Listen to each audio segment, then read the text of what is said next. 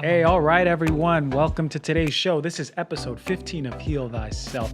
15 episodes down. It feels like we've done 115. But 15 episodes down, you know we've got a lot of good guests coming on in the future. I know you've enjoyed the guests that's been coming on already in the past. And my goal here is for all of this information to be mind-blowing / educational / easily digestible.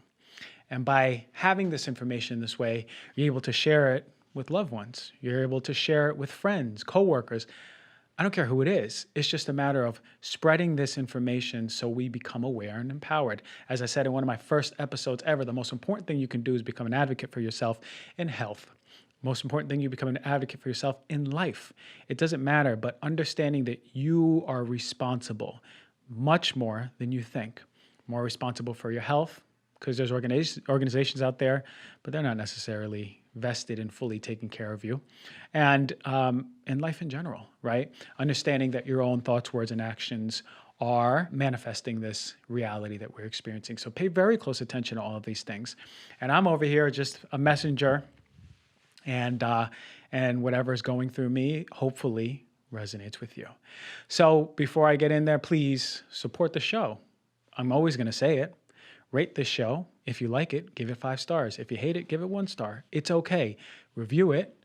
Let us know. If it resonates, let us know. If it helps you or a family member, let us know, and subscribe. By subscribing, you are supporting the show, making it more visible to people. And that's the whole point, right? We're setting a little wildfire of health and consciousness, and it's a beautiful thing. So why don't we just jump right into today's knowledge bomb?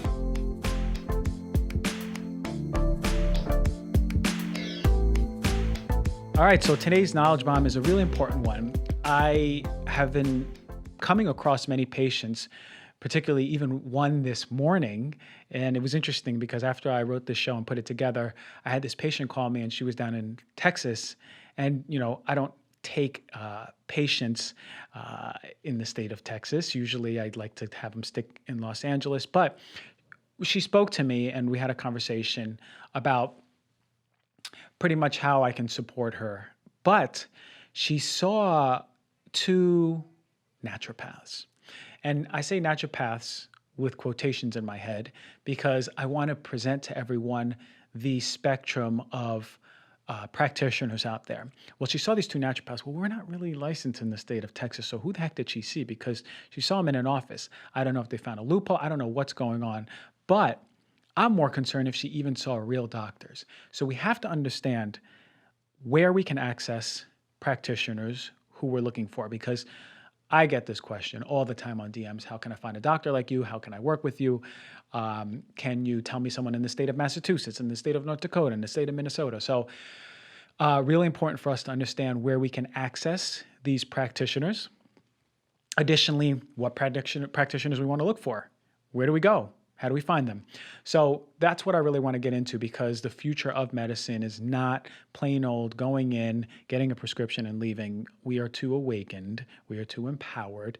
And as the younger generations grow, we're teaching the younger and younger generations how to approach their health, because it's very different than it was for your mom, your dad, and certainly our grandparents. All right. So how many of you have had this experience? I mean, the last time I was at a conventional doctor for a checkup was 2009, June, and it was for a really bad throat irritation. And I'll never forget, I was in there, I actually counted. I was in there for 10 minutes. I waited for maybe 15, but 10 minutes face-to-face with this my primary care physician in my hometown. And we spoke about my symptoms, but could you believe she didn't even look into my throat? That's the last time I looked. I went to a conventional doctor. She didn't even look into my throat. She gave me antibiotics, and I took them. And yeah, great, my throat got better. To what extent? What is the extent and expense of all of this, right? So we have to understand, on average, a conventional doctor will be in your patient visit for 15 minutes. How can you practice responsible medicine in 15 minutes. Now, if it's emergent medicine, sure. If you want to put the Band-Aid on something, sure. But how can you understand someone's lifestyle, someone's stressors, someone's diet, someone's environmental exposures, someone's relation to themselves and others? How can you understand and take a holistic perspective to someone's health, real health, in 15 minutes? I know I can. I take about an hour and 15 minutes for my visits. How's that possible? So we want to shift this paradigm. And if you're looking for a practitioner, I'm going to teach you how to do this. But I want to make this clear. There was a study in the Journal of Internal Medicine, and they took 272 randomly selected patient and doctor encounters, and it was up in the Mayo Clinic in Minnesota and then parts of their satellite clinics.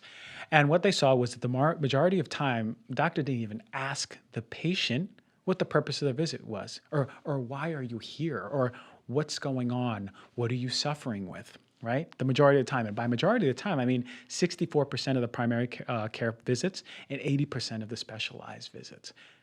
Not even asking why, what's going on, how can I help you? And then even when they did ask and the patients had the opportunity to explain, they found that 63% of the primary care visits were interrupted.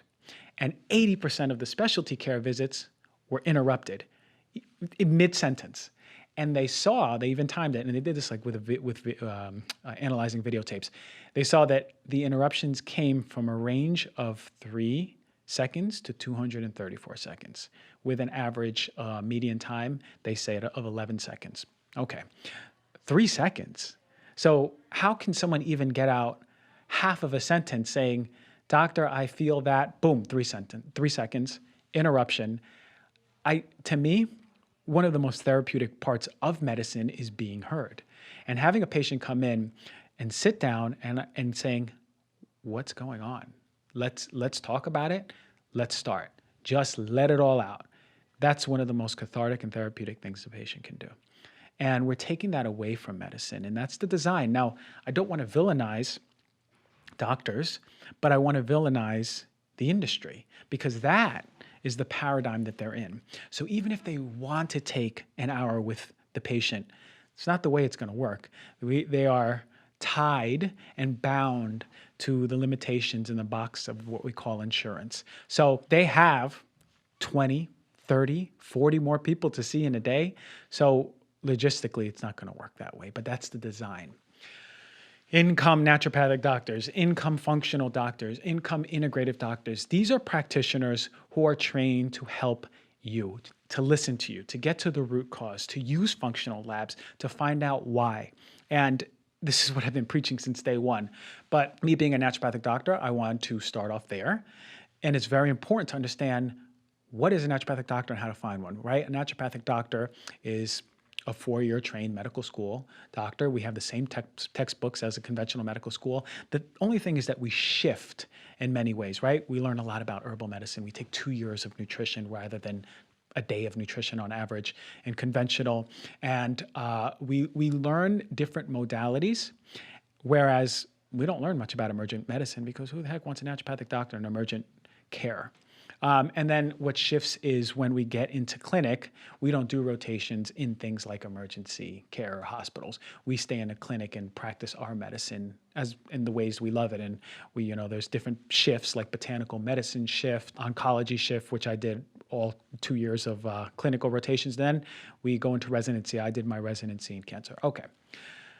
How do you find a naturopathic doctor? Where do you find a naturopathic doctor, right? Because you can Google it, but guess what?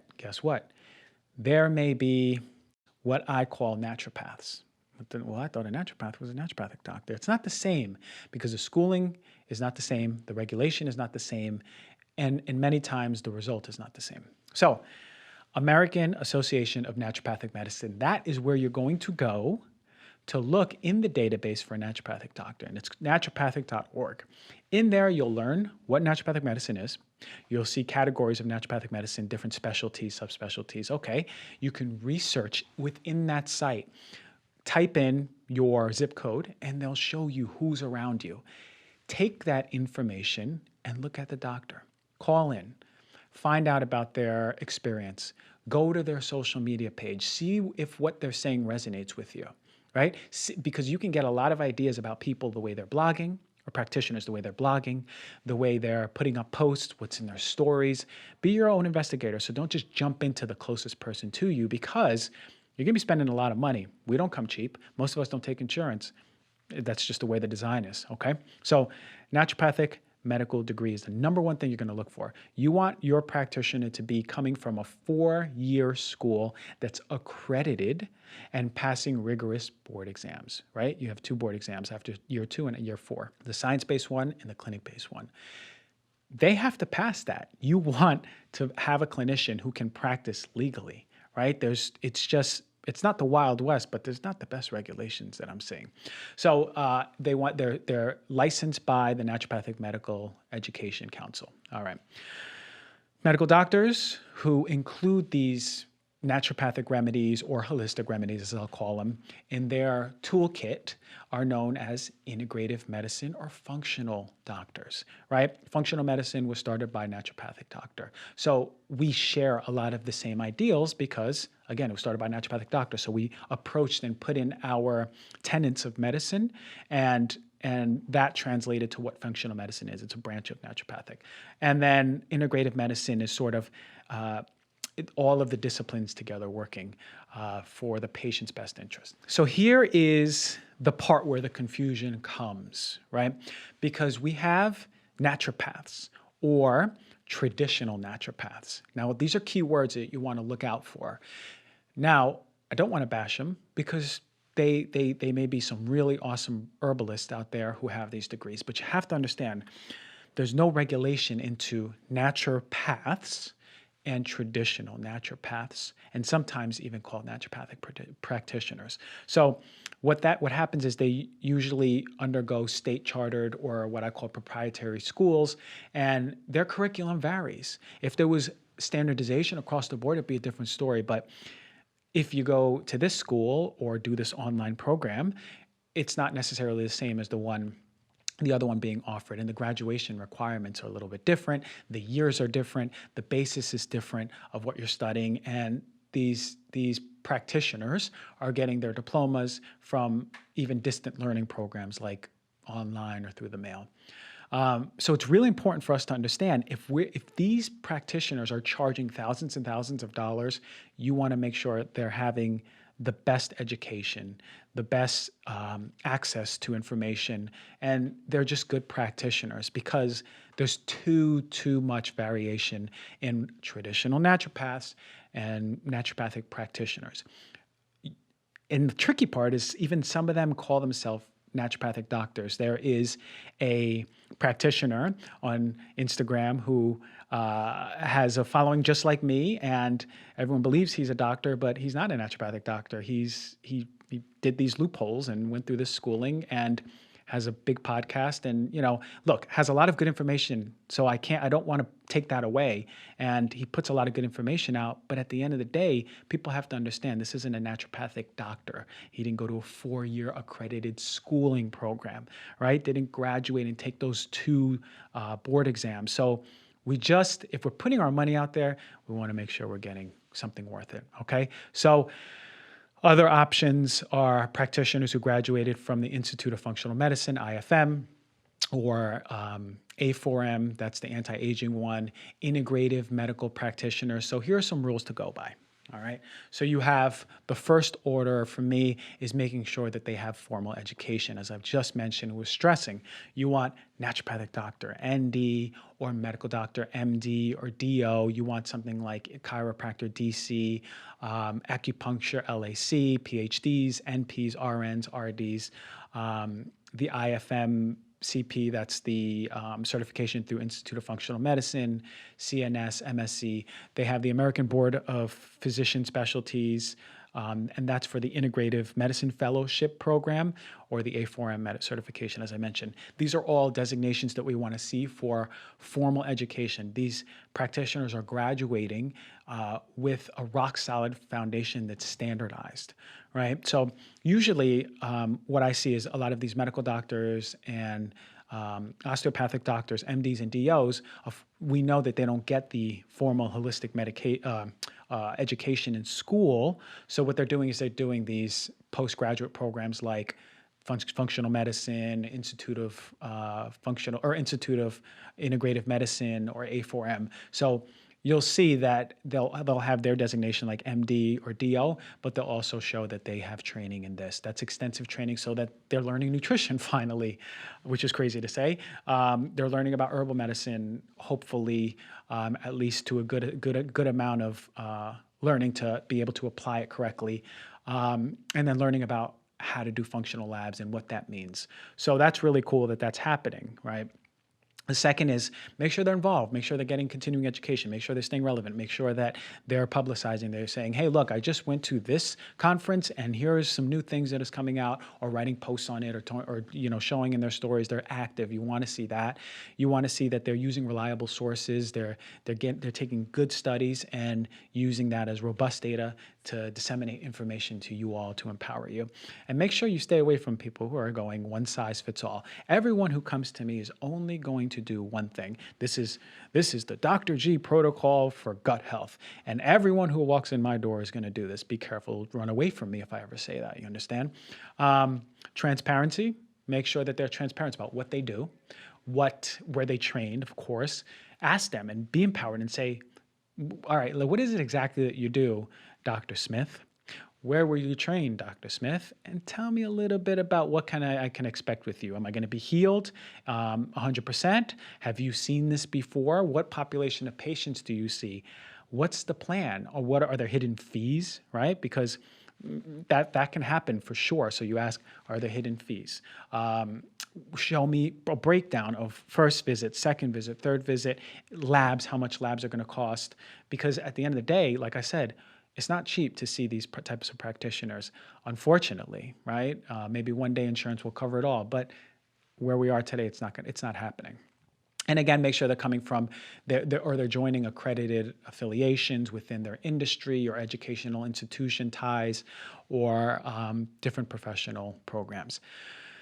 The whole point is for us to understand who we're seeing. And just like everything else, we have to make sure that we're doing our own research and we're empowered enough to look for someone who fits us, right? Because Dr. Gonzalez might not fit what you want, but Dr. Jane can, So make sure you understand before you even make the call what you're getting into, and the patients that we see, right? Because I can take any cancer patient because I'm very confident with cancer, but I don't treat Lyme patients. You see what I mean? So if someone comes to me for Lyme, I'm not going to just take it. But there's other doctors who will go, yeah, of course, I take Lyme, with very poor training. So let's understand that. Do your own research. Be empowered. Understand that there's doctors out there who are very well-meaning and want to do a lot of powerful work in supporting you and your health and your healing. So I really hope this helped. Let's just go into the product review, or the educational part of this, and then let's just dive right into our special guest. So we're moving fast, we're moving really good, efficient, and yeah, let's see where this goes.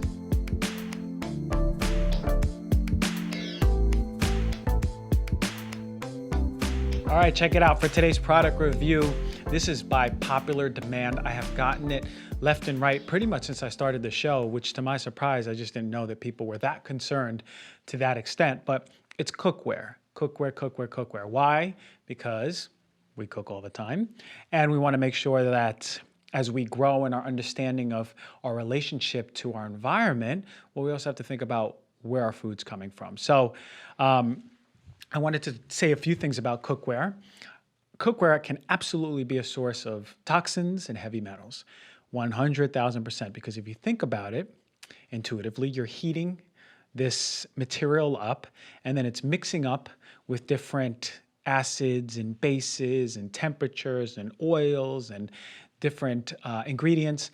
And what that's doing is causing reactions on the surface, which leach into the food that we eat. So it's so important for us to understand what we can do with cookware. Number one is to understand that the two worst cookware materials that you can have are Teflon and aluminum. okay? Teflon being the worst of the two, but still aluminum being concerning in itself. So the toxins in cookware are basically like this. You have aluminum, and aluminum's known to, that's a heavy metal, it's known to have over 200 different biological reactions in the body, meaning that, let's say, we're creating energy in this cycle in our body, and it's just flowing and flowing. And then aluminum comes out of nowhere. It's like a monkey wrench into that cycle. Or it's like putting a stick into two gears that are flowing, because that's going to slow down and or stop that cycle from working efficiently. So aluminum is a nasty one, and it's been connected to neurotoxicity, cognitive issues down the line, neurodegenerative diseases. So automatically, if you have a cheap, known aluminum pan or pot, throw it in the garbage and get a new one. Teflon is a blend that was created for nonstick. And usually when you see the words nonstick, it's most likely Teflon. And Teflon is made of, here we go, polytetrafluoroethylene. That's what Teflon is, all right? But let's say for short, Teflon. And what happens is, as you're cooking with Teflon, there's these toxic gases that are produced, believe it or not. Isn't that crazy? Like, you're in your kitchen and it's producing toxic gases. It's been called the worst cookware of all time. That's kind of dramatic, but look, I'm a Leo, I talk like this anyway.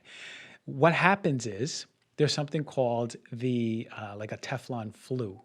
So certain groups of people who are cooking in Teflon basically are exposed to these gases, and they have flu-like symptoms. How crazy is that? So who would ever even connect that? Oh, I feel like I have the flu. It must have been the Teflon I was cooking in for dinner. But these gases have been known to kill birds. How crazy is that? So if you have a bird in the kitchen, the risk of cooking in Teflon is that that bird's going to die. And that's going in our body. And that's going in our food. Okay, so nonstick material is notoriously dangerous because of a chemical called POFA, perfluorooctanoic acid. I got it this time. And that's used to make Teflon. And what happens is, what they found is, in a study, it's present in the blood of most people at low levels. And it's even in this cookware at low levels, but it's additive. It builds up, right? We're using it every single day, and it's present in the blood. Well, what's the problem with POFA? Well, we see in animals it increases certain tumors like liver, testicular, mammary gland, breast tissue, pancreatic in animals, causing cancer. And also some studies in humans have been connected to different types of cancers as well, like testicular, prostate, bladder, ovarian, thyroid, kidney. So why is this in our cookware? Why is this going into the food that we give to children, right? And whoever questions something as benign as cookware, because we're not taught to think this way. But Dr. G is here to teach you, right? And we're here to empower ourselves, and we're here to tell our brother, our cousin, our dad, our grandpa, this is why we do what we do, right? So, and it's also connected to liver dysfunction and hormone dysfunction. So if you have a Teflon pan, please take a video, please tag me in it and show me, because you need to throw that away. Open up your garbage out wide and throw it away. Please do not take another meal through Teflon. All right, so some other heavy metals present in cookware are copper, nickel, cadmium, and we know that these heavy metals all are basically monkey wrenches in our biological systems and our processes in maintaining our health. But we also see things like BPA. Remember, I had a whole rant on BPA, and I talk about BPA all the time. It's because even BPA free, that's a whole front by the plastic industry. It's still all the same. It's still going to mess up our hormones. It's still going to be inflammatory. It's still going to elicit autoimmune disease. We have things like polystyrene, very similar, same idea, or called styrene. We see it on tests as styrene. Same idea, hormone disruption, autoimmune disease. Then we have things like fire retardants in cookware, rubber, silicone. So all of these chemicals leaching into our food. We're trying to make a healthy meal, right? You put a little bit of asparagus, you put a little bit of radish, maybe some carrots and a potato, and we think we're eating a healthy meal, and it's leaching all of these heavy metals and chemicals into the food. I don't want you all to go crazy, but I just want you to be empowered. So I'm going to talk a little bit about some other options, but I want you to know that the IARC called this POFA chemical coming from Teflon as a grade 2 carcinogen, meaning it's possible it's going to cause cancer. We need more studies, but remember, I have trust issues, so I don't believe it. And let's think about it this way, and the EPA also is very much so concerned about it. It has an additive effect, right? They find a little bit in the blood, then you have it for dinner, you cook on it for lunch, next day, dinner, lunch. It's an additive effect building up in our blood over time. So what do we do now? Where do we go? We're stuck, right? No, not necessarily. There's other options. So stainless steel is pretty good. Stainless steel, the risk is that it's also releasing aluminum. So think about higher quality stainless steel. Stainless steel is usually a mix of different metals, but you want a high quality one. And always call the company and ask them about leaching of heavy metals. They'll be able to present you with this information if they're a good company. Cast iron is another one that's used, and cast iron is wonderful, but there is the risk of iron leaching as well. So pay close attention, especially iron shouldn't be something that you're just having every single day, particularly if you have problems breaking down iron, or if your iron is really high, or if you're chronically ill. So these are things that we want to think about. What are the repercussions of maybe a cast iron skillet? Although overall they're pretty good. I don't have one, but I would have one. So glass is another option. I really like that one because it's, to me, the most benign of all. And then there's ceramic with non-toxic coating. This is sort of up in the air. There's companies like Zwilling, Green Gourmet, what was the other one? Green Earth. These are some of them that are using this non-toxic, basically their own benign non-toxic Teflon. Again, my trust issues are like, all right, well, what's it made of? How, I'd have to do a bit more research before I commit to that. I feel more comfortable with high quality stainless steel or cast iron or glass. But a lot of these Teflon materials on these natural ceramics are made of sand and stone, which already sounds better to me than manufactured chemicals that are known to cause cancer in animals. But yeah, so look, explore it this way. Do some research, look for glass, look for cast iron, look for ceramic, possibly ceramic, and look for stainless steel, high quality stainless steel, and just make the switch. Just that one switch will already start lowering that load of toxicity for you and your family. And why not see, as I mentioned before, a functional doctor, a naturopathic doctor, integrative doctor who is trained into be able to testing these levels, right? Let's test the levels of chemicals and heavy metals in your body and do it yearly. Just do it yearly. If all of a sudden you got a new set of pans and your aluminum is through the roof, or your cadmium is through the roof, or your nickel is through the roof, or your iron is through the roof, then maybe there's room for intervention. And any doctors listening, make sure you're asking about cookware. So fun. That was really cool. And I hope everyone who was asking about cookware is satisfied and satiated with these words. Let us move on to the awesome, amazing, special guest that we have on. I can't wait for this one. It's going to be good.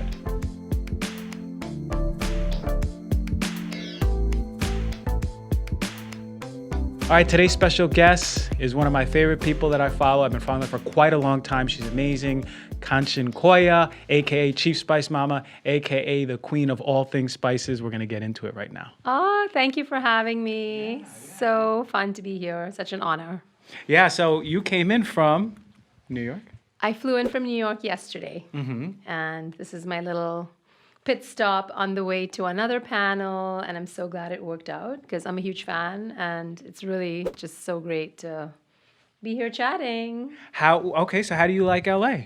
Wow, I love it. It's my third visit, and I came in October last year for the first time, and I have to say I was expecting lots of traffic and freeways and lots of cars, which I did see, but I get it. I get why people love it. There's something about the sky, the light, the vibe. Yeah. I think the driving would be the only reason I probably wouldn't live here. Yeah, it's funny because there's little pockets, and we only move based on that pocket because I live here on the west side. And then it's kind of blasphemous if someone says, let's go to downtown LA, which is all the way on the east side. Because they're like, what do you mean go to downtown? How are we going to get there? I'm like, buy a car, Yeah. And coming from, did you grow up in New York? Oh, I grew up in India, Uh-huh. but I've been in New York a while, and we walk everywhere, or we take public transportation, or we take Yeah. a quick like Uber or Lyft. Yeah. So yeah, the idea of driving everywhere. Yeah. So I grew up in New Jersey, and like Hmm. you can drive, an hour drive is pretty much nothing. You're just like, well, I'm gonna go here, and we're expecting it for it to be an hour. So then I come here, and then like a 30-minute drive, and it's like something else. It's kind of, Yeah, when I was here in October, a lot of my Insta mom friends, they came to see me. We had drinks, and they all drove at least an hour, and I was so touched. And then they were like, "No, no, no, it's an hour to go anywhere in LA." So then I felt less yeah. less special. It's a, it's already just like 1 hour automatically wherever you're gonna go. I guess so. Wow. So you have a pretty incredible story because you were going on one path and you were going full force, strong, and then just pivoted and then created this whole thing, which we're going to get into. But can you just tell us about sort of your background? Where are you coming from? Yeah, so like I said, I grew up in India, and in eighth grade, I knew I wanted to be a molecular biologist. I literally, as soon as I studied DNA and its structure, and that A pairs with T and C with G, I was so fascinated by biology, and I was like, this is what I want to study for the rest of my life. And I did it. So I came from India to the US to study molecular biology at University of Texas, Austin. And then I went to grad school at Harvard Medical School and did my PhD there in cancer, molecular cancer biology. And I loved it. It was intense, but I studied DNA repair and how we have all these beautiful mechanisms built into our cellular makeup that allows us to handle the onslaught of environmental toxins, UV light, stress, whatever. So I was very much on that path, but I knew quickly that I didn't want to be an academic researcher because I've always enjoyed sort of bridging the gap, I would say, between research and the common man or a woman. So I finished my PhD, and then I started a biotech company. And we decided we wanted to bridge this gap between all this compelling, powerful research that happens in academic labs and take it to the real world. So we were trying to find new antibiotics for drug resistant bacteria, gram negative bacteria. And we were doing that for 2 years, just going around the country at different universities, talking to researchers, saying, hey, you've got some cool science. What do you think about commercializing it into a drug?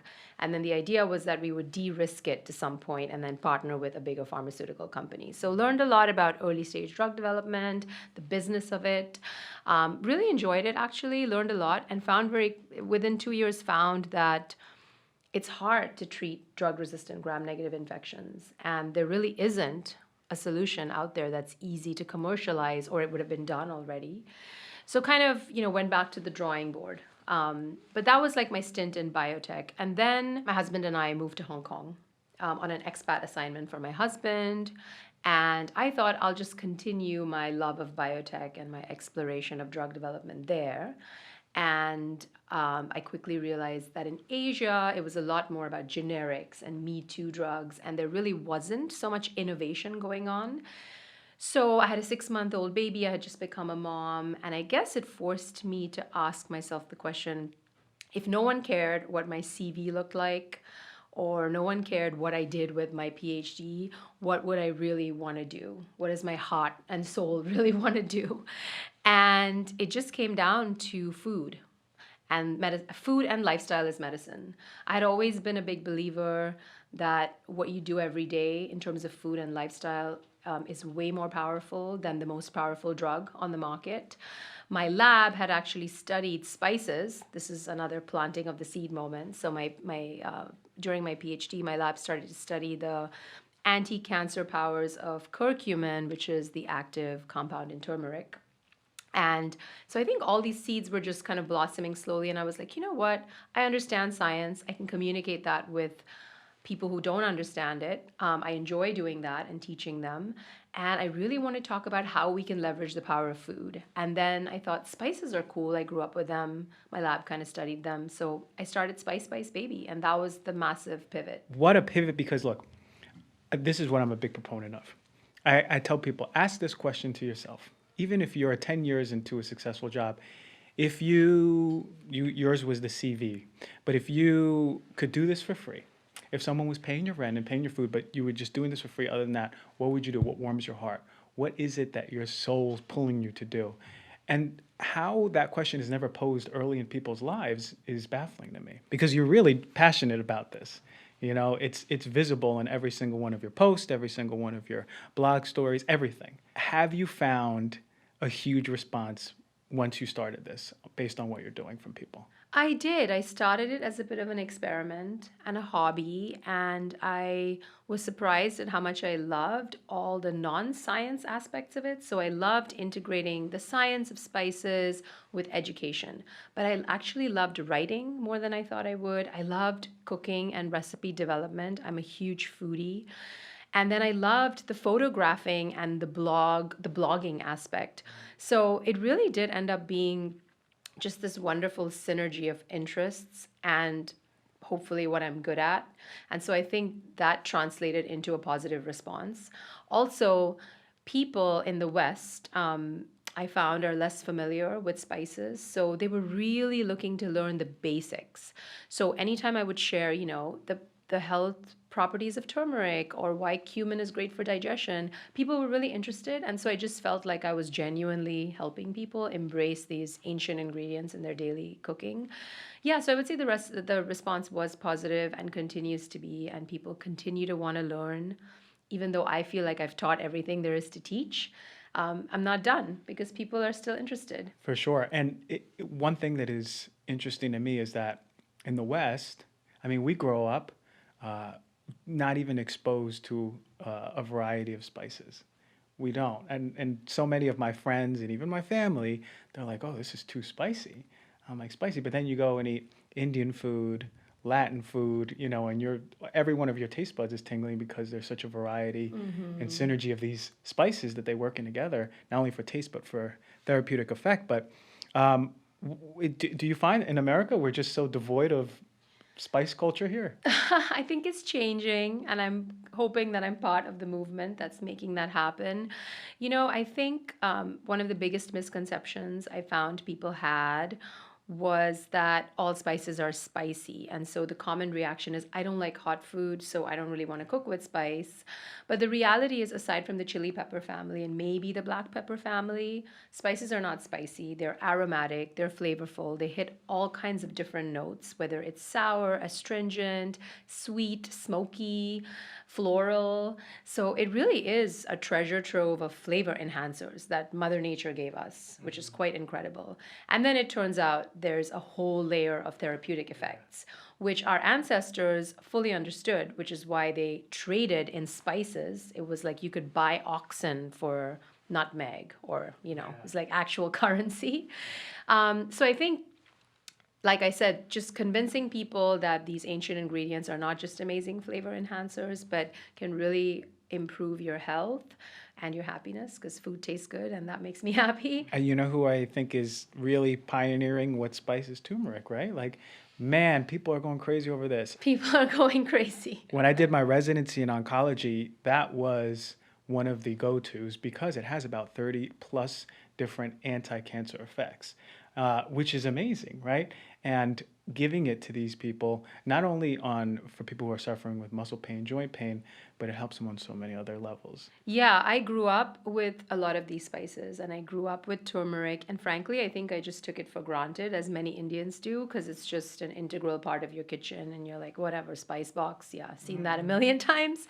And it was really when I was at Harvard Medical School and my lab starts looking at turmeric, and I'm thinking, wow, my grandmother's been making me drink golden milk when I was sick, which I didn't like to drink. I always tell the story how I had to chug it by closing my nose because I found it kind of repulsive. In my cookbook now, I tried to make it less repulsive for people, and especially kids. But, it's a pretty intense flavor, and they really load up the golden milk in India, the grannies, to make you take it when you have a sore throat or any kind of respiratory infection. So, it is, I think it's kind of funny that it's so popular now, and most cafes in New York have a golden latte on the menu. Here too, everywhere. Oh, yeah, everywhere. It's the thing. It's the thing. Yeah, and you're right. You have to, it's kind of amazing that our ancestors figured out, okay, Well, it's probably a good idea to warm the turmeric in some kind of fat source. And now we know from modern science that that actually activates the curcumin, makes it more bioavailable in the body. And they also figured out, like in Indian curry, it's often paired with black pepper. Yeah. And I guess the great great great grandparents figured out that when you make a curry blend of turmeric and pepper and other spices, you're naturally augmenting the bioavailability of curcumin again. So it's just kind of cool to think that they were ahead of the modern science. Yeah, I think we are so disconnected from nature and understanding that connection to plants and spices and herbs and everything. We lost that connection and that intelligence where we intuitively know some things. Because we're on our phones, we're in traffic, and doing all I think these we things. have the intuition. Yeah, we do. We just are a little bit tapped out of it rather than being tapped in. So Yeah. it's a great reminder it's very powerful when you're tapped in. One thing I've personally been doing is trying to heighten my connection with food by being present with it. So not having my phone on me, not having anything on me, and sort of being able to discern what spice is in there, what I'm tasting.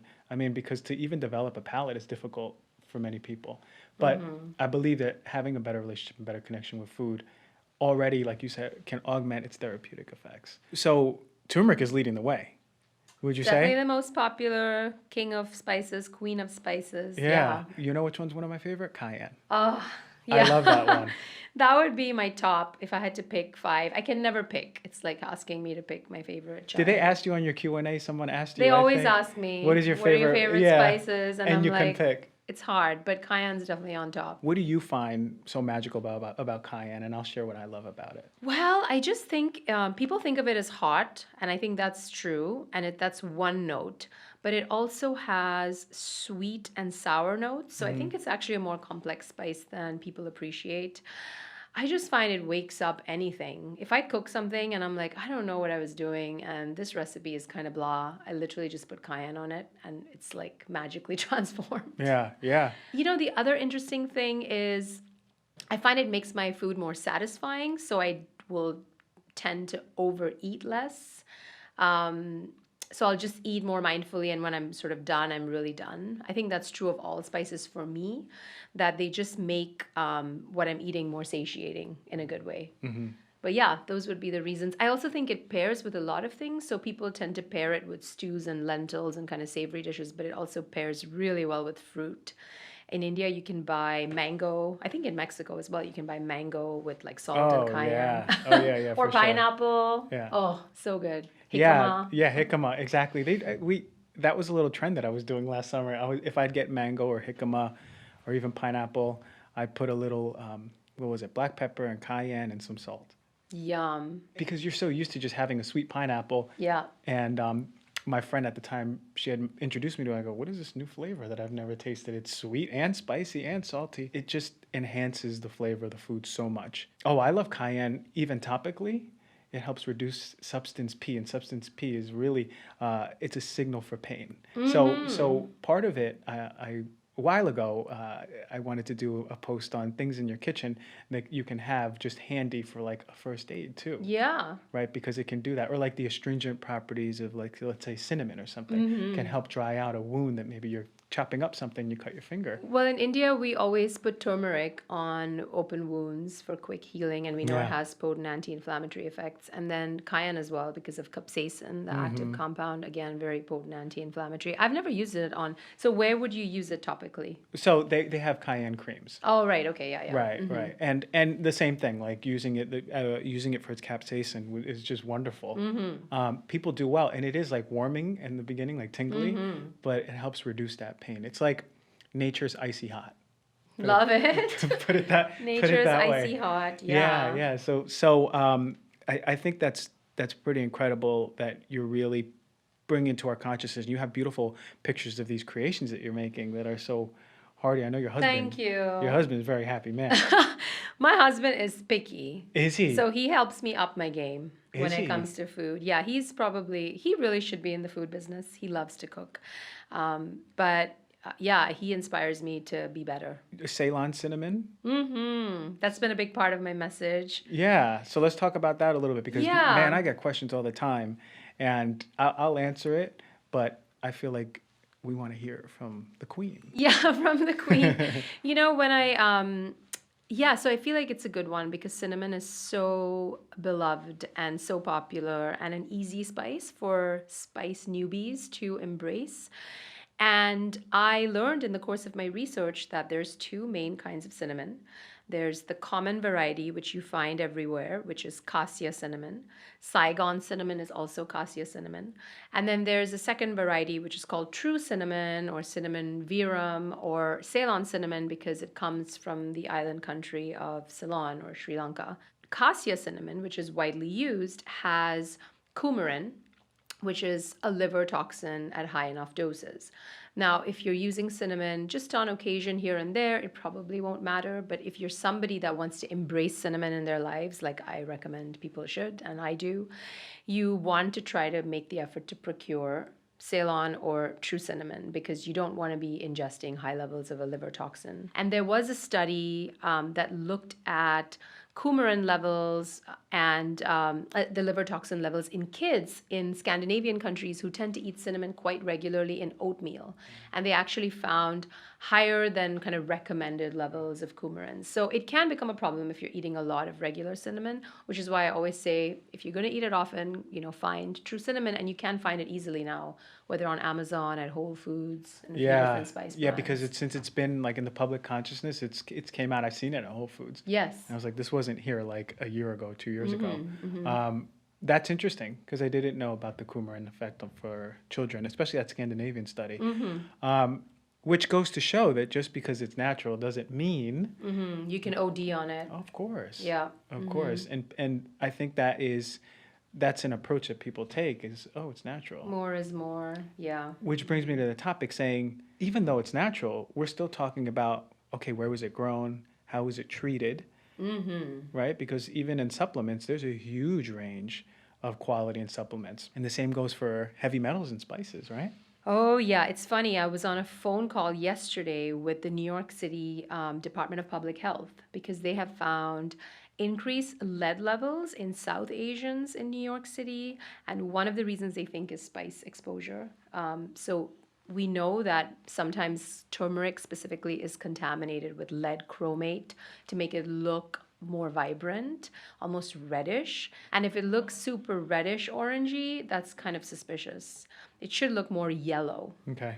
So yeah, it can be a problem depending on how it's grown, how it's processed. There's lots that happens in the supply chain, the spice supply chain, and luckily there's some really cool companies now that are being very conscious about what spices they're bringing to the market, and they're working with single origin farms. They're testing the spices for heavy metals and contaminants. They're making sure they're not spraying the spices with insane amounts of pesticides. Cardamom, which is one of my favorites, I was talking to one of the founders of one of these conscious spice brands, and she said it's kind of like a pesticide bomb. So you really do want to try to do some research around where the spices are coming from and make conscious decisions about where you get them from and then how you use them, how often you use them. And some spices, like the regular cinnamon, more is not more. Can you recommend these brands so we know? Yeah, I get asked all the time. So I'm always discovering new ones. I don't work for any of these brands. They're just ones that I love. I would say the spice brand that does a variety of spices, single origin, fair trade, really doing good to the farmers. It's a hard job to grow these spices and to harvest them. It's actually backbreaking work in some cases. So the brand is called Burlap and Barrel, and they ship online. And actually, if you want, you can use a code. We can share it in the show notes. It's Chief Spice Mama for an extra spice jar. If you buy 2 or more jars, their spices are wonderful. Amazing flavor and really conscious supply chain. And then the one for turmeric that I love is Diaspora Co. And that's the founder, Sana. I was talking to about cardamom, and she's now bringing cardamom, which is fair trade, single origin, Indian cardamom. So there are, more and more conscious spice brands that are really paying attention to a lot of those issues. Yeah. And in the supplement industry, we see turmeric. And they're finding high levels of lead. And that's so disheartening because people are taking this for things like detox, for things like anti-inflammatory, right? And if it's having some adverse effect in the body, well, what are we doing? Right. And like say the organic label, right? That doesn't necessarily tell us anything about heavy metals, No. right? It'll tell us Right. about spraying pesticides and glyphosate, but Yeah, I would say email. I have contacted brands. I've contacted McCormick and said, "Do you test your turmeric for lead?" And they wrote back saying they do. And they were happy to provide the paperwork. So there are reputable brands that are aware of the issue and will test and be the advocate. yeah. You can check with the brand that you think is your favorite or check and see which brands have been vetted. And yeah, don't just trust the label. So that's the whole point of the show is for like us to disseminate this information, let it go and go here. You have what you need. Take it and be your own advocate. Yeah. Get up behind the computer and research, get on the phone and call and find out what's coming into your home because it's so important. Right. I think people are under this belief system that because it's on the store shelf, it's fine, it's safe, it's regulated, I'm good. Right. And that's so far from true. No, absolutely. Yeah, so and you far do from true. so much amazing work disseminating that kind of awareness and information. I've learned a lot about home toxins and all kinds of other things that we have to be mindful of, especially as parents. And it's like empowering, not fear, empowering, Right. right? Because sometimes it can be overwhelming. So I say do a little bit at a time. A huge issue with many patients that I see, of course, is digestive, right? And guess what? Spices, food medicine is some of the most major, the number one intervention before any supplements I do for digestion. Yeah, I suffered from very debilitating gut issues as a kid. I have vivid memories of all kinds of GI issues. I was put on antibiotics over and over again for stomach bugs, which obviously made the matter worse. So yeah, I have a firsthand experience with digestive distress and how debilitating it can be. And yeah, I always recommend, the spices that have been proven or have been researched and shown to have positive effects on digestion. So we know cumin, coriander, the paprika family, turmeric, all of these have digestion boosting properties. There's one called karam, which we call ajwain in India, which is probably less well studied here or less well known here, but is being studied also for its ability to either boost digestive enzyme production, keep the gut lining intact. So with turmeric, we know that it activates intestinal alkaline phosphatase, which is a molecule that helps seal up those leaky gut junctions. So, just embracing these spices and bringing them into your daily life can be really helpful, in addition to being conscious of your overall diet. Real food, as close to the earth as possible, wide variety, eat the rainbow, cut out the processed junk, etc., etc. So I think when you combine all that with these digestion boosting spices, it can really make a difference, and it's made a difference for me. Fennel is another one. I was going to go right into that. Yeah. So if you've been to an Indian restaurant and left at the door, you've seen usually a bowl of fennel seeds, which people in India chew after heavy meals. And yeah, it's a tremendous digestion boosting spice. And in fact, gripe water, which is prescribed to babies with colic, has fennel in it. I like to have roasted fennel seeds on my shelf in a jar anytime. I pretty much eat a small handful after every meal. Oh, you do? I do. I was eating the raw ones and it was too much for me. It's intense. It's intense. It's intense. Like you do a handful of the raw and it's like... So dry roasting them on a skillet just at medium heat for a minute or so till they become sort of aromatic can really help mellow down that intensity and pungency. This is perfect. Yeah. I will do that when I get home because I was chewing on the raw ones. Yeah, the other thing you can do is make a tea. So here's an interesting thing. When I wrote the Spice Baby cookbook, I had a section called Spiced Remedies, and I have a digestion boosting tea in there, which has ginger, cardamom, cumin, coriander, and fennel. And I just kind of made that tea up based on the scientific research, which said these spices can help with digestion. And it turned out that I recently went to an Ayurvedic practitioner, which was a really fascinating experience. And she recommended CCFT. And I was like, what's CCFT? And it turns out it's cumin, coriander, and fennel. And it's an ancient Ayurvedic remedy to boost digestive fire, but also cool down excess heat in the digestive tract. So if you have acid reflux issues, it's often used to kind of do both, which is really fascinating. And so I was like, wow. 5,000 years old, CCFT, and I come up with the tea based on PubMed, and it's the same tea. Yeah. Oh, that is just the pattern when it comes to Yes. ancient knowledge, whether it's Ayurvedic, naturopathic, homeopathic, whatever it is. they knew something way more in depth Right. and ahead of the curve. And we just need to, as scientists, we need some studies to Right. validate it. But at the end of the day, that old folk medicine or grandma's medicine, they knew. Yeah, so CCFT has, I've recommended it to people who've asked me for suggestions for digestion boosting teas, and it's really simple to make. You just take, 16 ounces or 12 ounces of water, and you simmer, you put it on a stove, and then you simmer a teaspoon each of cumin seeds, fennel seeds, and coriander seeds, just for like 5 to 10 minutes, and strain it and sip it. And just sip it and Yeah, so it can help with bloating, which is often a sign of sluggish digestive fire, where things are just sitting around for too long. It can help with flatulence, which fennel is known to help with. And it can also help, like I said, to cool the digestive tract if there's excess heat at the and same acid. time. So some acid reflux and bloating that's just a profile that we see so much of. Right. This would be perfect, right? Yeah. Because it has the dual effect. That's really cool. What about some herbs or spices you see that have an antibiotic effect? So say someone is sick, say someone has a digestive infection, something. Which ones are some of them that you really love? Yeah, so growing up again, we were always given this kind of rice and water congee or like porridge of sorts with cumin seeds. And cumin seeds have antimicrobial effects, but also help the digestive fire. Cinnamon actually is not often thought of, but it can also be cooling for the digestive tract and has a wide array of not just antibacterial, but also antifungal effects. So I think it's often recommended as part of like candida protocols.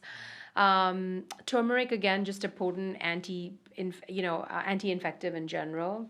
So those would be my go-tos. You can make just a light. So I don't know how you feel, and maybe this is off topic, but here when people have digestive like upset stomach, they will do the bread, rice, the brat diet, I guess it's called. And I just find rice to be very healing in that situation. Not so much bread because gluten is problematic. And all the other crap in it. Yeah, all the other crap in it.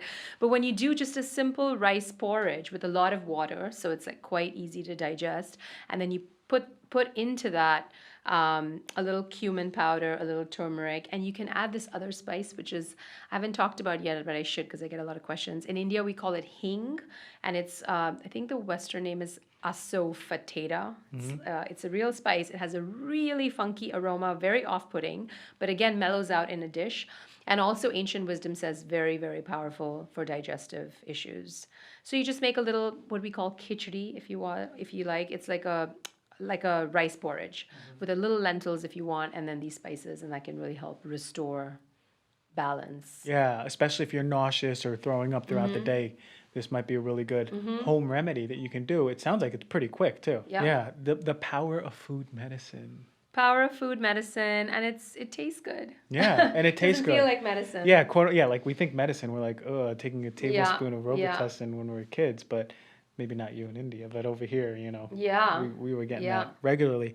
How do you feel about oregano? Oh, yeah. It's very potent. And I learned about it through some of the people I follow on Instagram who seem to take like straight up shots of oregano when they're battling a cold. So, yeah, I think it can be really powerful. And I've seen it as part of some wellness shots lately and some natural remedies that, we incorporate into my kids' lives. Yeah. So yeah, definitely very powerful. Have you gone to Air One yet here in LA? No, I have not. I need to. You have to go to Air One before you leave, please. Okay, I will do it Make tomorrow. this promise. For Go breakfast. tomorrow, and then you'll see. First of all, it's like healthy store heaven on earth. Yeah. Overpriced, but whatever. Right. But they have all these wellness shots, right? Candida cleanse, parasite, gut cleanse. But if you look at what's in there, it's pretty therapeutic. I'm like, oh wow, this is actually a good formula. But a lot of them have oregano. Oregano is so strong for me. I'll eat it on purpose. It's just so powerful. How do you find it works to take it? Well, I'll take it sometimes. I have like these capsules that I use. Say if I have something going on with my digestive system, I'll take that, but I'll eat a lot of food around it. I made the mistake when I first took it years ago of taking it on an empty stomach, and it was too much. It was like fire in my stomach, Wow, fascinating. So it's interesting how maybe it's cultural, but some people respond very differently, and it's probably more microbiome, but maybe it's part cultural too. Yeah. I love sage. I love thyme. Something interesting I learned in school during the plague, these doctors would wear the bird masks. Do you ever see pictures of the plague? And they have like these, it looks like a masquerade bird mask, but they're stuffed with thyme. Wow. Yeah, isn't that interesting? Really? So, That which is is so cool. antimicrobial effects, and they're just breathing it in. It's like activated thyme, so they're just opening it up by smacking it together and Unbelievable. Wow. continuously just breathing in aromatics. But again, they knew so much. Yeah, yeah, absolutely. It's amazing. So, when you did this Q&A, I saw a while ago, someone asked you about what's the best diet? How do we do this? But you had a really good answer. Did I? Yeah, you talked about the spices. You talked about individuality, Yes. and I like the way you said it because well, I'll let you. I've experimented with my fair share of diets. So I've tried pescatarian, I've tried totally plant-based, probably not for that long, maybe for a reason. I've tried, I mean, I went from sort of the non-conscious, non-mindful omnivore diet to then trying some of these, I had a shift in consciousness and started to try some of these diets. And in the end, I just found, yeah, I think there is no one perfect diet because I think we're all unique and we all have unique needs. And I think just going back to that point around tapping into our intuition, I think we need to tap into how our bodies are communicating with us and feel how we feel in response to certain foods. Now, I will say this, my universal rule is that a diet that is devoid of processed food, really rich in earth grown nutrients of many different colors, many different varieties, seasonal, local, rich in plant based foods, with I like to think of animal foods, which are now part of my diet, as a side dish rather than the main course. And also, I'm really particular about where those animal products come from. So I am a conscious omnivore, I basically say. So when I do eat animal products, I really go out of my way to make sure they are pasture raised or fairly treated, and I keep them, like I said, as a side dish, or they're not part of every single meal. This idea that we have to have animal product in every single meal, I think, is Overkill, for lack of overkill. better terms. Exactly. Yeah. Yeah, I would say just a diet rich in earth grown nutrients, plant heavy, lots of spices and herbs, which we know are so wonderful to boost flavor, to make food more joyful to consume, and have therapeutic effects. And really a diet that suits your bio individuality. So maybe you thrive on a vegan diet, maybe you thrive on a pescatarian diet, maybe you thrive on an omnivorous diet, but be connected to where the food is coming from and what's involved in the supply chain, whether it's an animal product, whether it's a plant-based product.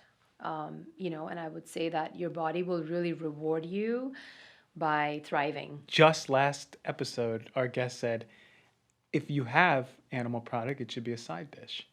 Because it's true, right? And growing up in this culture, many cultures, we have that is the main dish and then the plants as a side dish. Right. So she was really preaching 50, 60 and up % of your plate should have that. Absolutely. Or on a bed of greens, different colors, I always say rainbow. I say, Eat think the about the rainbow. rainbow, eat the rainbow. Yeah. End of the day, did you go over every color? And did you eat it in the form of vegetables and fruits? And you can teach that to your kids. It's very relatable for them because they know the rainbow and it's a really cool thing and they've all drawn it in some shape or form. And then you ask them, what colors of the rainbow did you eat today? Or if all their meal looks very brown or white, you're like, can we add some rainbow colors? Yeah. It's we did a talk when I was in school, in med school, and we went to one of the elementary schools, and we framed it that each color gives you a superpower based on sort of what it does therapeutically. So I'm like, you with this vision, with this carrot, you're gonna have vision that you can see from afar all of the bad guys and everything. So that the kids were like all about it. Yeah. I mean, you're right, visually. So then let's just talk about that, because you have 2 kids, 1 kid. I have 2 kids. 2 kids. 6 and 2. Yes, they were really the inspiration for Spice Baby because I started giving my son spices in his baby purees when he was 6 months old. And a lot of my mom friends were kind of shocked and worried that I was doing something illegal. And they were like, have you checked with a pediatrician? Like, that's so interesting. We want to learn more. Cardamom in the pear puree, or cinnamon with sweet potato, or cumin with lentils and avocado. And it was second nature to me because of my background and where I grew up. But I realized people are scared of spices, especially when it comes to kids. I would say that was the initial inspiration for Spice Baby, the platform. And the book has 100 recipes that have all been tested on my kids. So I call them kid approved. Yeah. They may not work for every kid. Yeah. But yeah, it was important to me that we also eat one meal as family. Mm-hmm. And kids should be part of that experience on the family table. Now, there are days when my toddler would throw everything on the floor and will boycott the entire meal. So it's not picture perfect in my household, but it's important to me that my kids also eat that way that I just described, eat the rainbow, etc., etc. And I will say that I've learned to find balance. So I probably eat that way 80 to 90% of the time. And then 10 to 20% of the time, I'm a human on earth and I just eat, I don't know, French fries or whatever else it is. Whatever else. Yeah. Yeah, but I find that I don't even crave those foods anymore. And it's really interesting to me how when I made the shift towards thinking of delicious, abundant food, the abundance and the deliciousness of healthy food, it just made it less of like, oh, I'm living this lifestyle. Like even when I go to a restaurant now, I don't want to eat like, I don't know, what would I don't want to eat like fried chicken wings. Yeah, for sure. I want to eat a salad or like a really nice bowl of vegetables with a piece of salmon. Like I actually crave the kind of food I eat on my own, even when I go out now. Yeah. I may occasionally eat ice cream or like a chocolate cake. But even at that, you won't be eating as much because it's so much more sweet. Like this is the combo we had last week. The taste buds change over time. Absolutely. Right? If you give me a sip of Pepsi, I can't even do a sip. It's gonna be too sweet. Yeah. But people will drink it because it's not sweet enough. Right. And I mean, I would also say that we're learning more and more about the microbiome, and we know how much that population of gut bacteria influences everything. And I would say that a lot of those cravings that people have may be coming from or stemming from the constitution of their microbiome. Yeah. And when you switch to this more real food-based, earth nutrient derived diet, your microbiome shifts. And we know from studies that it shifts very quickly. Yeah.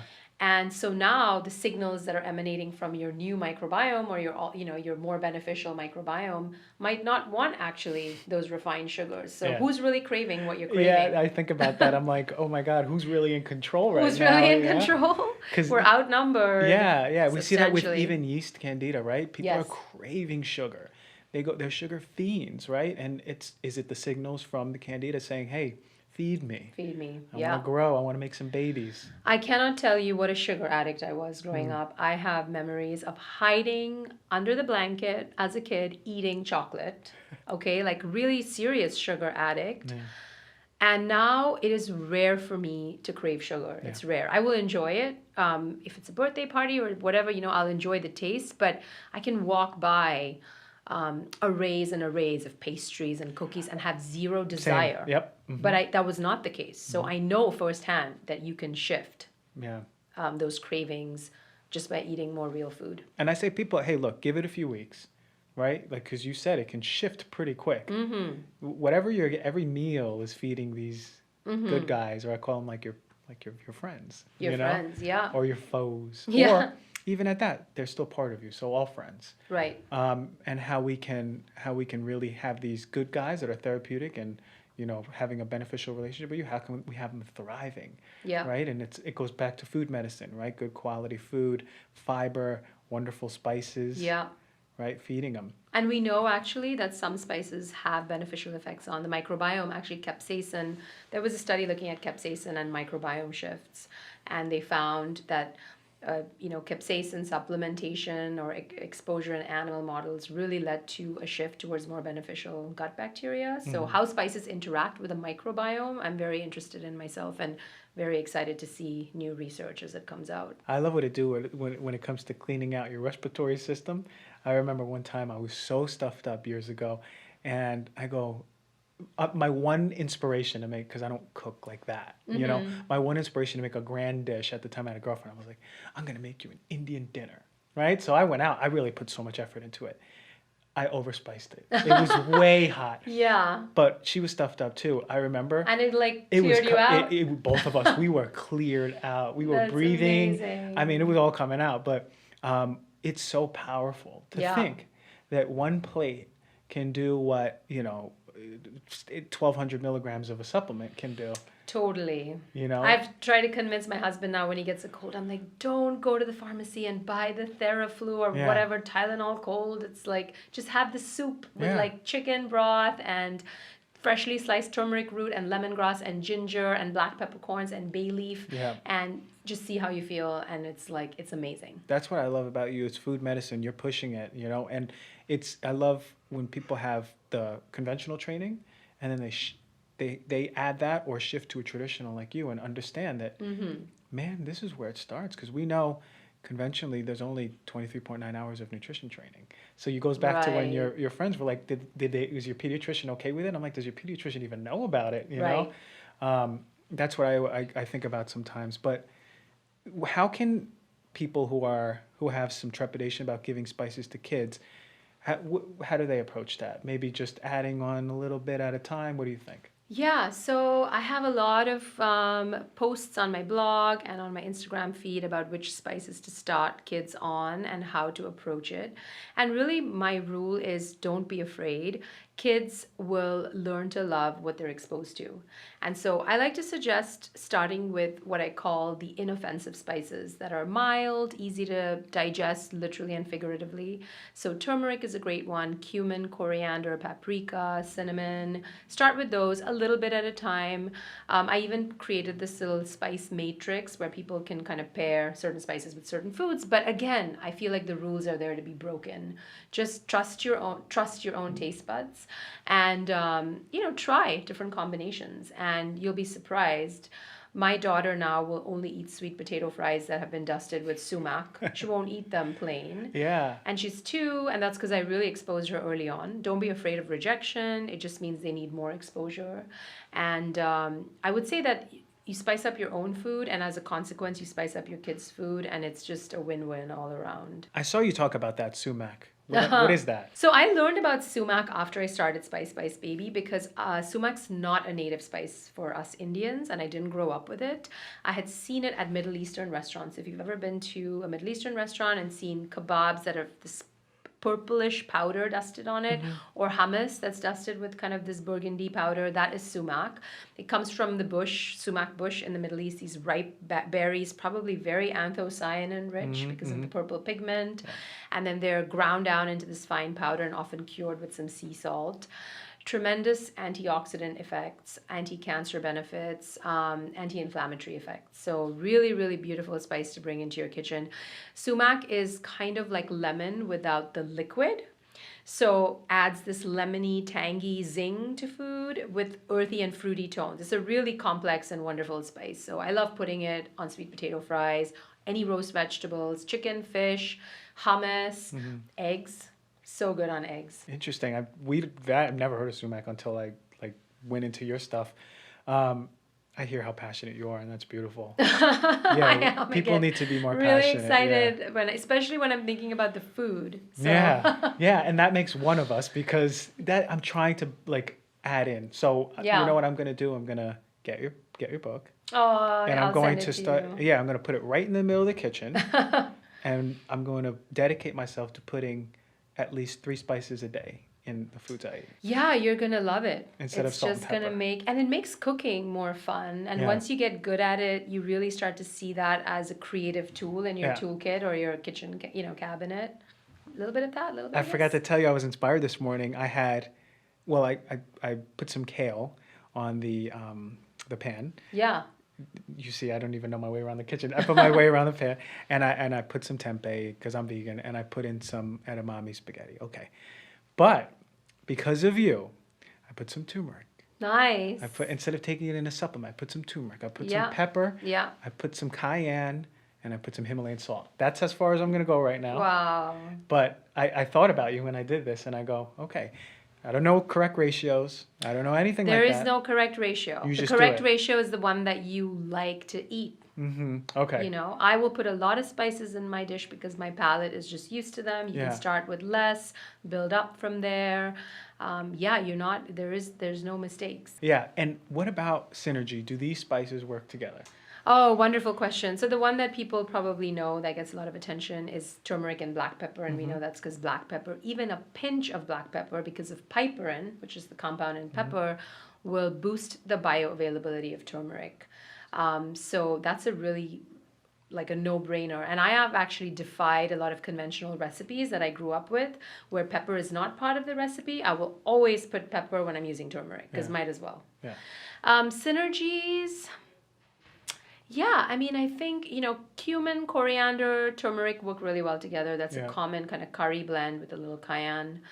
But honestly, yeah, just experimenting. Yeah. And not being afraid and realizing that if you cook with intention and you take pride in cooking food for yourself, it really is the ultimate form of sort of honoring yourself and self-love and self-care, and don't see it as a chore.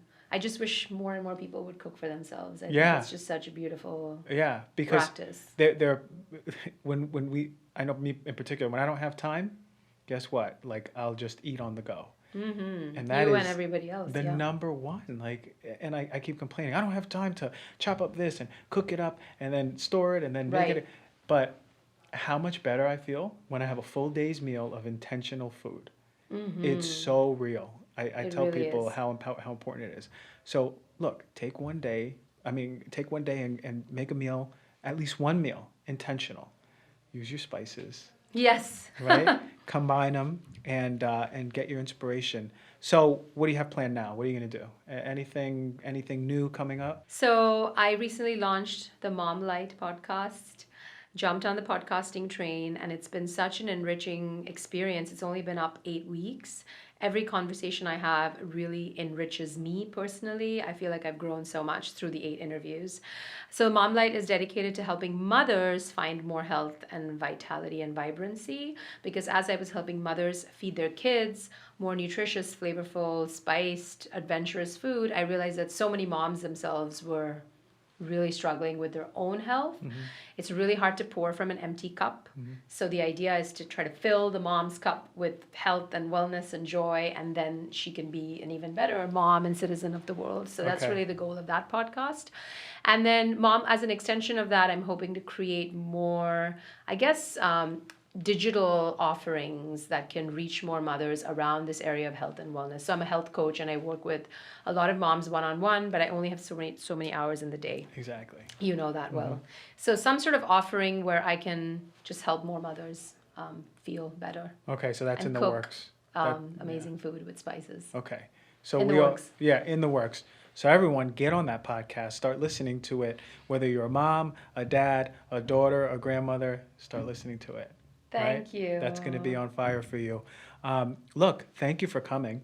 I agree with what you said, that every time you have someone on the show, it enriches your life. And man, like, I don't know about everyone else when they listen, but I feel so inspired to go home again and open up my spice cabinet, lay them out in front of the counter so I go... If there's no aroma, throw them out. That means there's nothing left. It's not bad, but it's lost its potency. Who knew? See? Now I know. The power of food medicine. Thank you so much for coming. Thank you so much for telling us everything that we need to do, giving us all this beautiful information.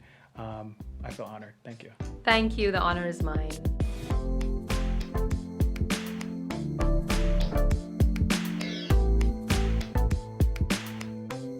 All right, everyone. What a cool conversation that was. I knew it would go that way. What a brilliant guest we have. Thank you, Chief Spice Mama. You have taught me and inspired me to use spices, and hopefully the audience and the viewers. Really cool stuff. Food is medicine. Let us not forget that. We have another show coming up after this. Already planning on it. It's going to be amazing. Thank you all so much for supporting the show. I said it in the beginning of the show, and I'm going to end it. I'm going to bookend it the same way. Much love to all. Thank you for supporting the show, rating, reviewing, subscribing. You know I got a lot of love for you. I thank you every single day. I do my morning rituals, and I say thank you for everyone supporting the show, so you know it's coming out of love. I hope, if anything, you're all empowered more than you were yesterday. Much love.